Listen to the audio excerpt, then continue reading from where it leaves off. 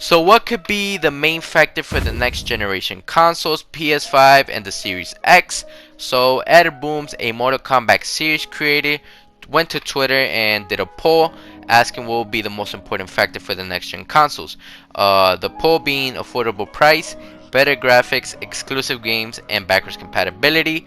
And 37.5% went to affordable price, so that won the poll, and 30% went to backwards compatibility, so that was like the second place. And third place was better graphics, and the lowest was actually exclusive games. Was actually pretty surprising to some people, because exclusive games, you could play games on a certain console, and that game would just be exclusively for that certain console, so you can't play it on a different console, you know what I'm saying? But first up, the PS4. When the PS4 was manufactured, it cost $369 to manufacture, and Sony sold it at $400, so they made a tiny little bit of value.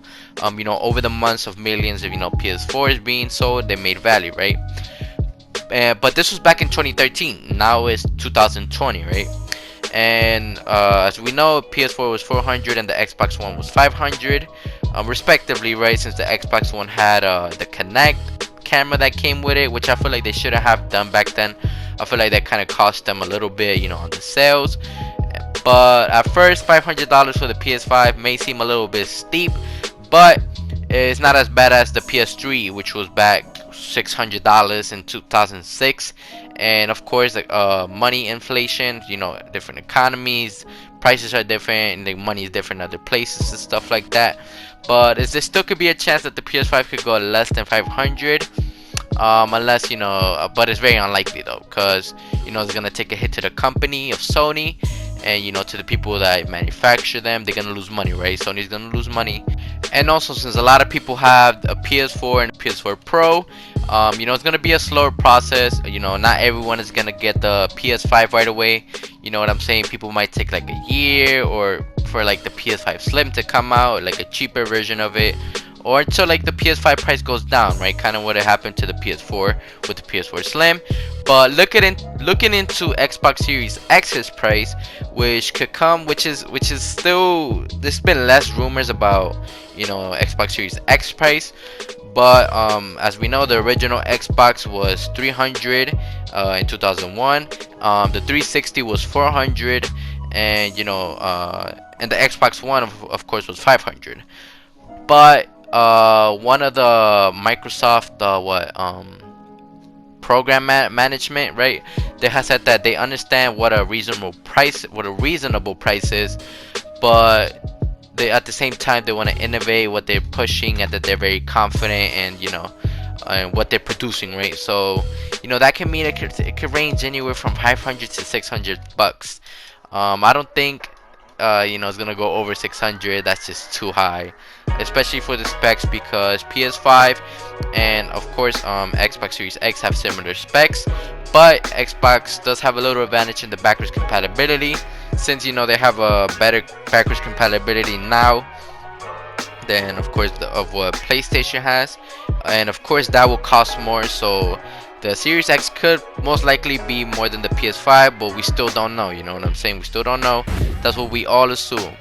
But going into backwards compatibility, which is the second in the post, we know that PS5 is gonna have backwards compatibility for PS4 games, for the majority of games, so you don't have to throw your PS4 games away. You can still use them on your PS5.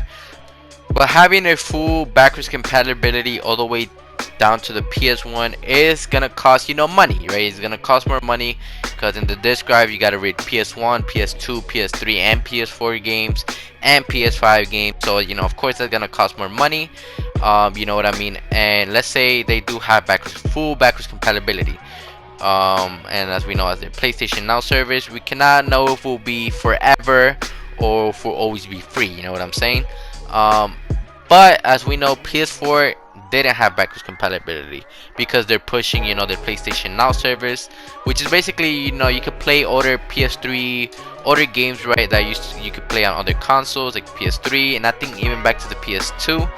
But that's what Sony was trying to push with the PS4. That's why they didn't have backwards compatibility with the PS4. But in theory, you know what I'm saying, that's what a lot of people actually do pay attention to, backwards compatibility. That's some people care about that. You know what I mean? A lot of people care about that. So of course Sony knows this. They don't want to mess up this generation. And the PS3 did a great job on backwards compatibility, but it was, you know, very expensive. It was the most expensive console ever, $600 back in 2006. You know, it could play the majority of PS1 and PS2 discs, but that did cost them a lot of money. It wasn't cheap. So that's what PS3, you know, kind of lost in that generation, and Xbox 361. It seems like every generation that's cheaper always seems to win. So I feel like Sony should take the cheaper approach. Even though they might lose a tiny bit of money, they'll gain money in the long run. And with their PS Now subscriptions, you know, they can really push that, right? But anyways, man, thank you for watching this video, man. I highly appreciate you, man, for sticking around watching. If you did watch to the end of the video, man, remember that you're awesome, bro. And I'm out, bro. Peace.